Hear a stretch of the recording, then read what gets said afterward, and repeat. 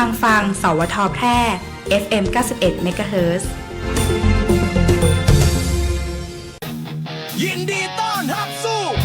เมืองแพร่เกม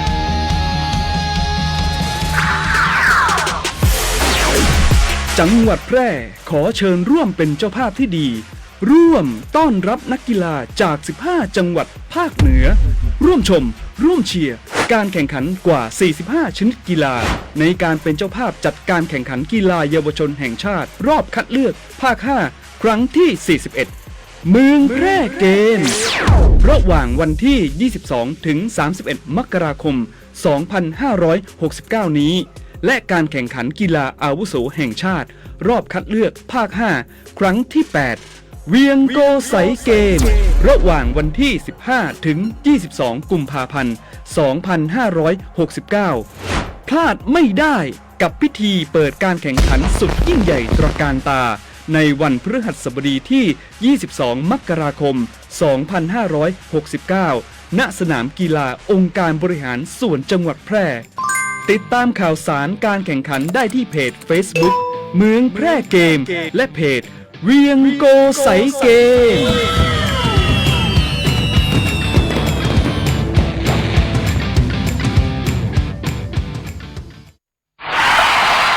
ปัญหาเคลมประกันไม่ได้กรมธรรม์ยังไม่คุ้มครองปัญหาเคลมไม่ได้ผู้ขายประกันไม่นำเงินส่งเข้าบริษัทประกันภัยปัญหาเคลมไม่ได้บริษัทประกันภัยปฏิเสธการจ่ายค่าประกันถ้าไม่อยากให้เกิดปัญหาเหล่านี้ต้องเลือกซื้อประกันภัยกับตัวแทนในหน้าประกันภัยที่มีใบอนุญาตหรือในหน้าประกันภัยที่ได้รับมอบอำนาจจากบริษัทประกันภัยเท่านั้นเลือกความปลอดภัยมั่นใจในกรมธรรม์สำนักงานคณะกรรมการกำกับและส่งเสริมการประกอบธุรกิจประกันภัยสอบถามรายละเอียดเพิ่มเติมได้ที่สายด่วนประกันภัย1186และสำนักงานคปภ.จังหวัดทุกแห่ง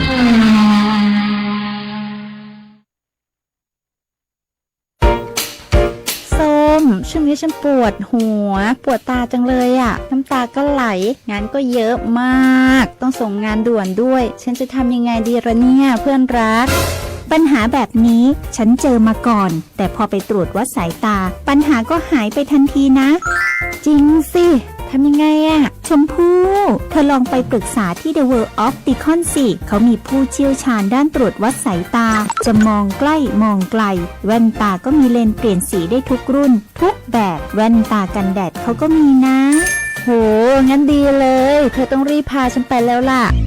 The World of Opticon รับปรึกษาปัญหาด้านสายตาตรวจวัดสายตาด้วยระบบคอมพิวเตอร์ที่ทันสมัยจำหน่ายแว่นตานาฬิกาทุกชนิดและคอนแทคเลนส์ทุกรุ่นหรือจะซ่อมก็มีช่างผู้ชำนาญงานละเอียดทุกขั้นตอนไปได้เลยที่ The World of Opticon ถนนภูเก็ตมุมแยกกาดน้ำทองที่จอดรถสะดวกสบายโทร 0546279722เสริมสร้างศักยภาพให้ธุรกิจของคุณด้วยการแปรรูปสินค้าเกษตรสู่ฟิวเจอร์ฟู้ดติดอาวุธทางปัญญาให้พร้อมแข่งขันในตลาดยุคใหม่เรียนรู้ดูงานและต่อยอดกับผู้เชี่ยวชาญมืออาชีพกับโครงการลานนาฟิวเจอร์ฟู้ดสมัครง่ายๆผ่านแบบฟอร์มออนไลน์เพจ Facebook สำนักงานอุตสาหกรรมจังหวัดพะเยาสำนักงานอุตสาหกรรมจังหวัดเชียงรายสำนักงานอุตสาหกรรมจังหวัดแพร่และสำนักงานอุตสาหกรรมจังหวัดน่านหรือโทร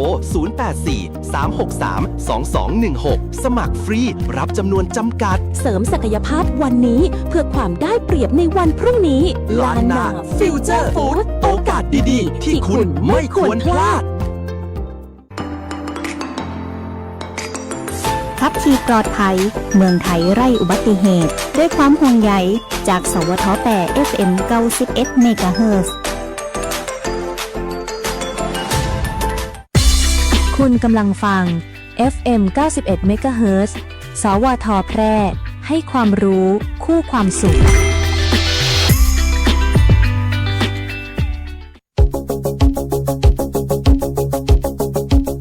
ข่าวสารฉับไวใกล้ตัวบริการทันใจร่วมแรงร่วมใจงานบ้านงานบุญประกวดราคาโปร่งใสและติดตามสภาพอากาศประจำวันโดยทีมข่าวสวทแพร่ FM 91 MHz สถานีข่าวดีของประชาชนคนเมืองแพร่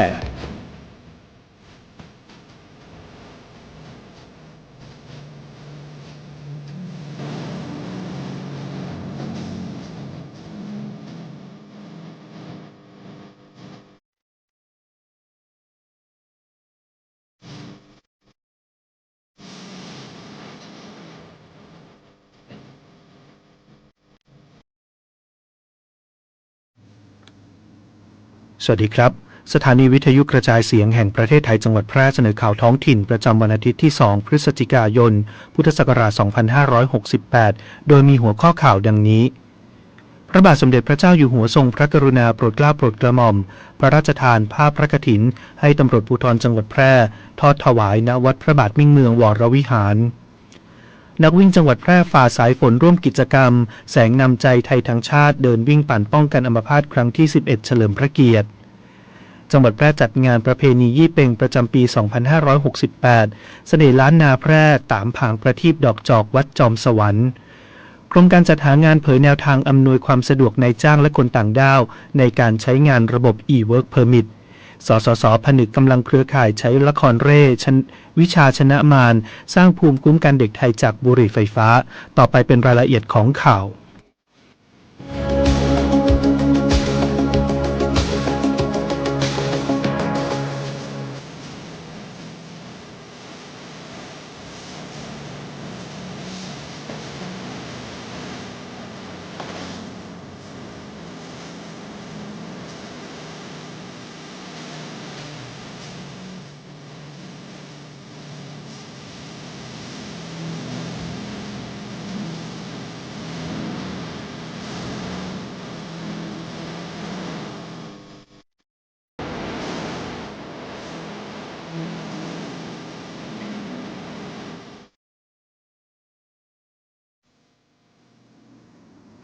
พระบาทสมเด็จพระเจ้าอยู่หัวทรงพระกรุณาโปรดเกล้าโปรดกระหม่อมพระราชทานผ้าพระกฐินให้ตำรวจภูธรจังหวัดแพร่ทอดถวายณวัดพระบาทมิ่งเมืองวรวิหาร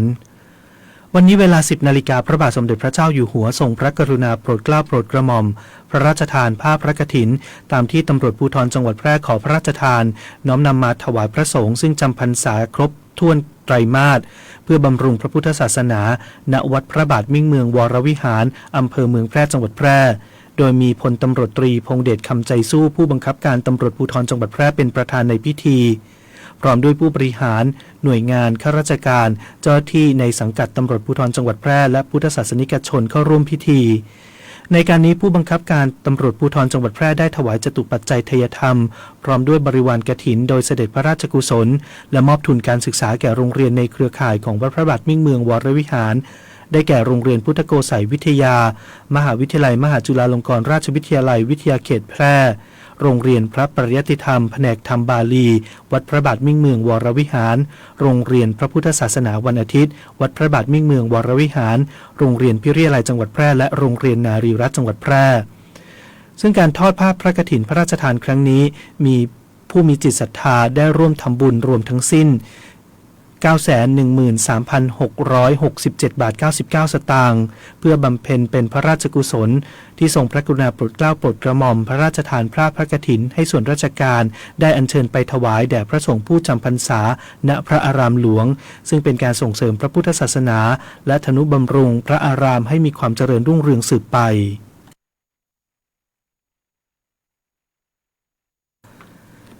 นักวิ่งจังหวัดแพร่ฝ่าสายฝนร่วมกิจกรรมแสงนำใจไทยทั้งชาติเดินวิ่งปั่นป้องกันอัมพาตครั้งที่ 11 เฉลิมพระเกียรติ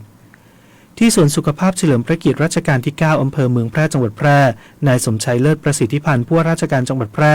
พร้อมด้วยนายคุณากรโคชยุรันรองผู้ว่าราชการจังหวัดแพร่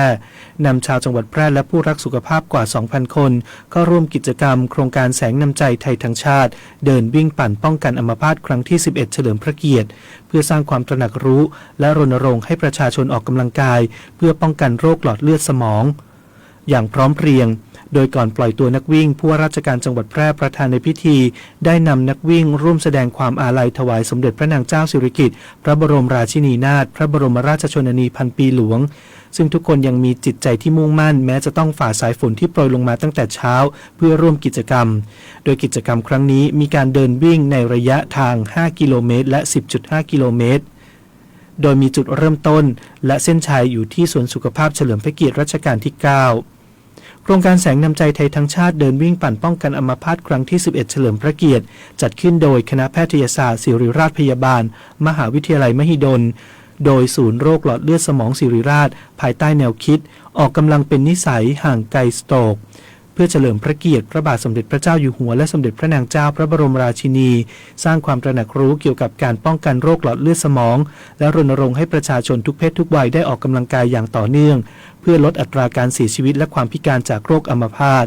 นอกจากนี้ภายในงานยังมีการจัดนิทรรศการให้ความรู้เกี่ยวกับโรคหลอดเลือดสมองเพื่อให้ผู้เข้าร่วมงานสามารถนำความรู้ไปปรับใช้ในการดูแลตนเองและครอบครัว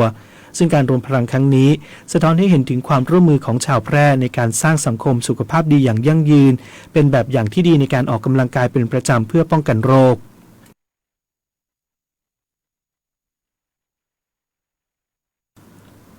จังหวัดแพร่จัดงานประเพณียี่เป็งประจำปี 2568 เสน่ห์ล้านนาแพร่ตามผางประทีปดอกจอกวัดจอมสวรรค์เมื่อวันที่ 1 พฤศจิกายน 2568 เวลา 18:30 นาทีที่วัดจอมสวรรค์อำเภอเมืองแพร่จังหวัดแพร่นายสมชัยเลิศประสิทธิพันธ์ผู้ว่าราชการจังหวัดแพร่เป็นประธานในพิธีเปิดงานประเพณียี่เป็งจังหวัดแพร่ประจำปี 2568 ภายใต้ชื่องานว่าเสน่ห์ล้านนาแพร่ตามผางประทีปดอกจอกวัดจอมสวรรค์เกิดขึ้นจากความร่วมมือระหว่างการท่องเที่ยวแห่งประเทศไทยสำนักงานแพร่สำนักงานการท่องเที่ยวและกีฬาจังหวัดแพร่สำนักงานวัฒนธรรมจังหวัดแพร่เทศบาลเมืองแพร่วัดจอมสวรรค์ชมรมจิตอาสาวัดจอมสวรรค์และหน่วยงานที่เกี่ยวข้องจัดขึ้นระหว่างวันที่ 1-5 พฤศจิกายน 2568 ณ วัดจอมสวรรค์เพื่อสืบสารและอนุรักษ์ประเพณียี่เป็งอันงดงามของชาวล้านนาส่งเสริมให้ประชาชนและนักท่องเที่ยวได้ร่วมกิจกรรมทางพระพุทธศาสนาถวายเป็นพุทธบูชาอีกทั้งยังเป็นการส่งเสริมการท่องเที่ยวเชิงวัฒนธรรมและสร้างประสบการณ์ใหม่ให้นักท่องเที่ยวได้เรียนรู้ภูมิปัญญาท้องถิ่นที่มีเอกลักษณ์ของจังหวัดภายใต้แผนปฏิบัติการส่งเสริมการตลาดของการท่องเที่ยวแห่งประเทศไทยสำนักงานแพร่ปี 2569 ในโครงการแพร่เกตเวย์เสน่ห์มรดกล้านนากิจกรรมสำคัญภายในงานอาทิพิธีจุดผางประทีปดอกจอกวัดจอมสวรรค์ที่ใหญ่ที่สุดณบริเวณลานหน้าวิหารไม้การเดินชมกาดแรงโบราณพร้อมเลือกซื้อสินค้าและชิมอาหารถิ่นเมืองแพร่จุดถ่ายภาพโบราณฉากวัดจอมสวรรค์สำหรับนักท่องเที่ยวและผู้มาร่วมงานนอกจากนี้การท่องเที่ยวแห่งประเทศไทยสำนักงานแพร่ยังได้ร่วมกับสถานประกอบการที่พักในจังหวัดที่ได้รับมาตรฐาน STG Star จำนวน 23 แห่งมอบสิทธิพิเศษให้แก่นักท่องเที่ยวต่างจังหวัดที่มีการพักค้างคืนในช่วงวันที่ 1-5 พฤศจิกายน 2568 โดยสามารถรับของที่ระลึกเป็นถุงย่ามผ้าทอ Limited Edition จำนวน 200 ใบได้ที่บูธททท.ภายในงานวัดจอมสวรรค์ระหว่างเวลา 17 นาฬิกาถึง 21 นาฬิกามีจำนวนจำกัด 1 คืนต่อ 1 ห้องต่อ 1 คนทั้งนี้ผู้สนใจสามารถสอบถามรายละเอียดเพิ่มเติมได้ที่การท่องเที่ยวแห่งประเทศไทยสำนักงานแพร่โทรศัพท์ 054-521-127 หรือที่ Facebook Fanpage ททท.สำนักงานแพร่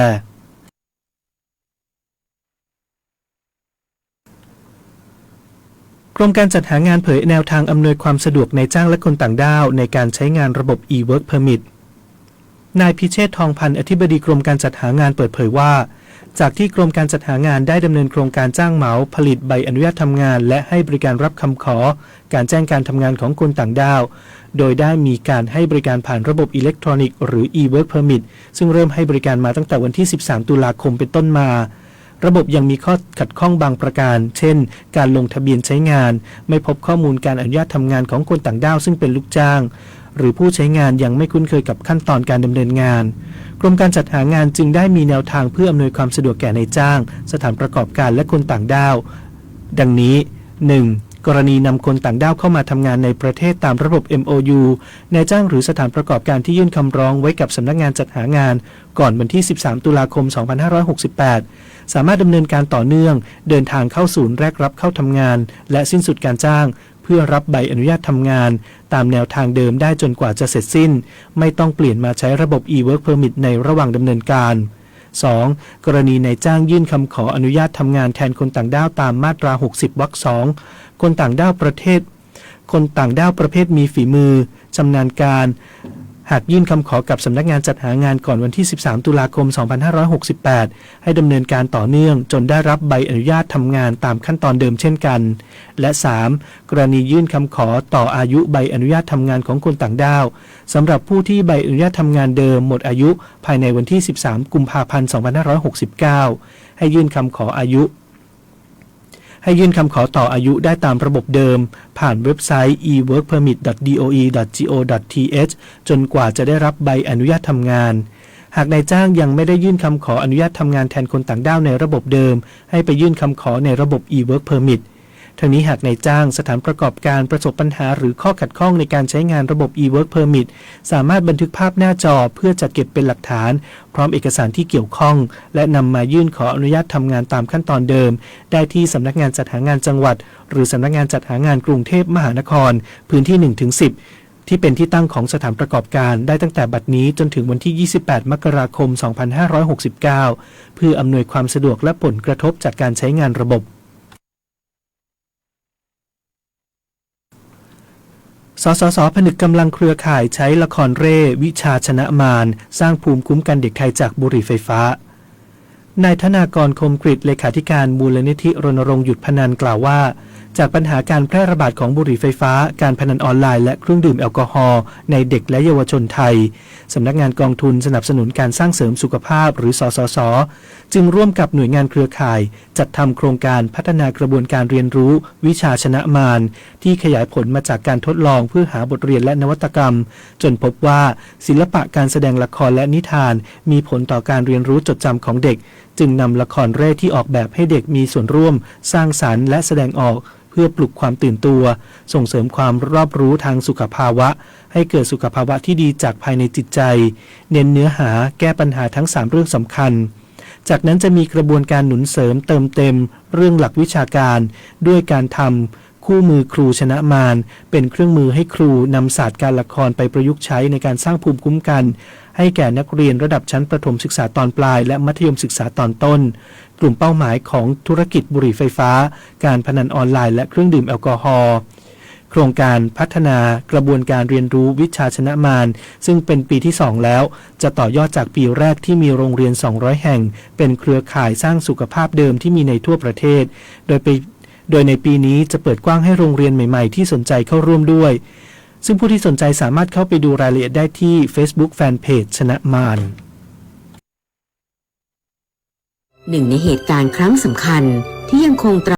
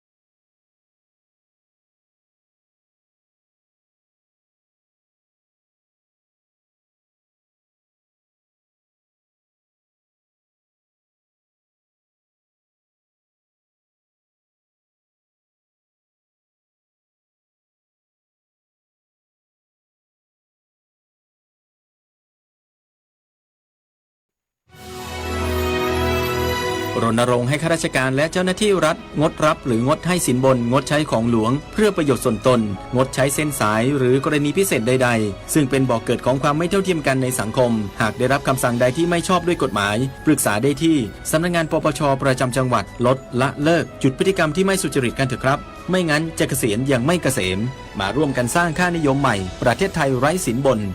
ด้วยความปรารถนาดีจากสำนักงานประชาสัมพันธ์ที่ 3 กรมประชาสัมพันธ์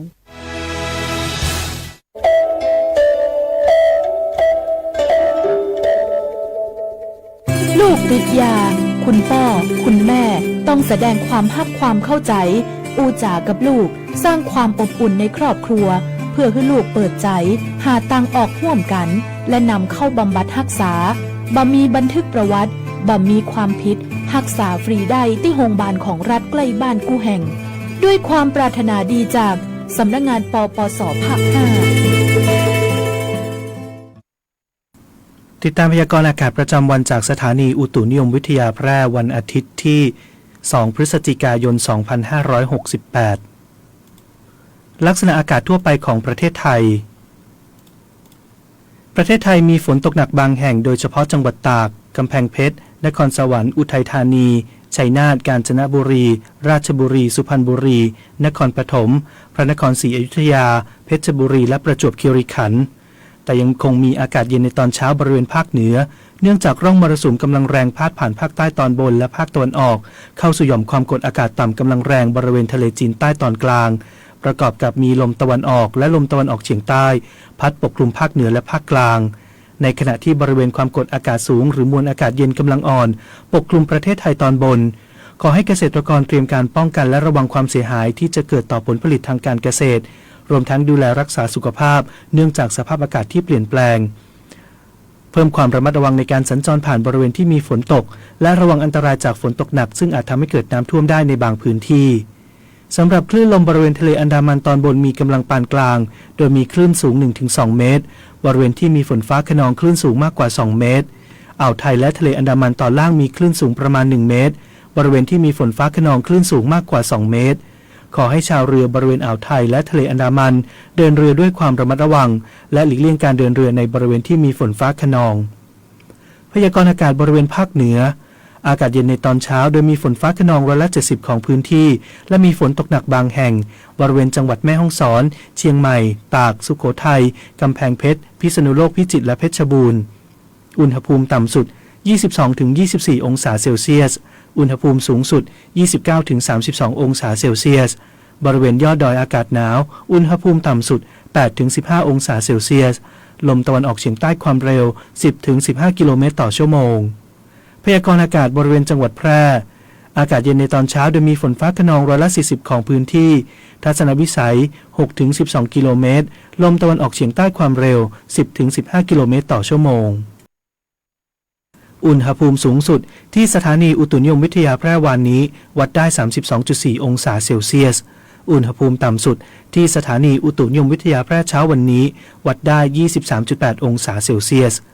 คาดว่าอุณหภูมิสูงสุดวันนี้ประมาณ32องศาเซลเซียสคาดว่าอุณหภูมิต่ำสุดเช้าพรุ่งนี้ประมาณ24องศาเซลเซียสบริเวณยอดดอยอากาศหนาวอุณหภูมิต่ำสุด17องศาเซลเซียสปริมาณน้ำฝนตั้งแต่เวลา 7 นาฬิกาวันนี้จนถึง 7 นาฬิกาวันนี้วัดได้ 7.4 มิลลิเมตรวันนี้ดวงอาทิตย์ตกเวลา 17 นาฬิกา 47 นาทีวันพรุ่งนี้ดวงอาทิตย์ขึ้นเวลา 6 นาฬิกา 20 นาทีจบการเสนอข่าวท้องถิ่น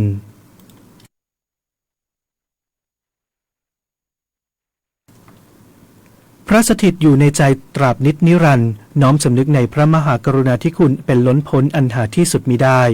ข้าพระพุทธเจ้าข้าราชการและเจ้าหน้าที่สถานีวิทยุกระจายเสียงแห่งประเทศไทยจังหวัดแพร่ธนชัยสุวรรณากาศอ่าน